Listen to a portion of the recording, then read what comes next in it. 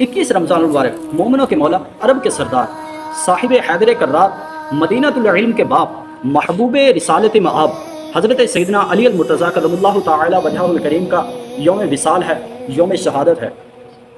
مستدرک للحاکم کی حدیث ہے، حضرت امام احمد بن حنبل فرماتے ہیں اصحاب رسول میں سے کسی کے فضائل میں اتنی احادیث نہیں ہیں جتنی حضرت علی المرتضیٰ کرم اللہ تعالی وجہہ الکریم کے فضائل میں۔ آپ کی بہادری کو دیکھا جائے تو آپ انفرادی شان رکھتے ہیں۔ بدر کے مقام پر 70 کافر مارے گئے تو 21 کافر آپ کی تلوار سے واصل جہنم ہوئے۔ احد کے مقام پر 22 کافر مارے گئے، 7 کافر آپ کی تلوار سے واصل جہنم ہوئے۔ اور پھر احد میں جن 20 اصحاب کا حضور نبی کریم صلی اللہ تعالی علیہ وآلہ وسلم کے لیے آپ کی حفاظت، آپ کے خیمے کی حفاظت کرنے کے لیے انتخاب ہوا تھا، ان میں حضرت علی المرتضیٰ کرم اللہ تعالی وجہہ الکریم کا نام بھی سر فہرست ہے۔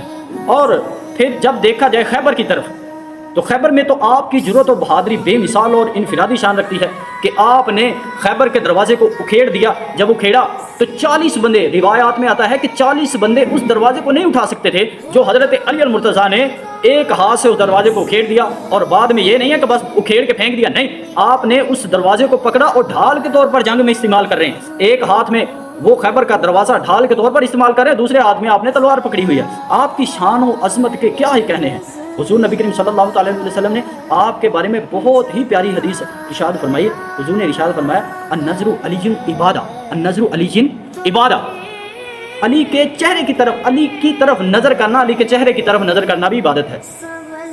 تو یہاں تک بات نہیں رکی رہی، کیونکہ حضرت علی کے بعد آنے والے، حضرت علی کے وصال کے بعد آنے والے بھی تو حضرت علی سے محبت رکھتے ہیں نا۔ حضور نے یہ ارشاد فرما دیا ذکر علی عبادہ، علی کا ذکر کرنا بھی عبادت ہے۔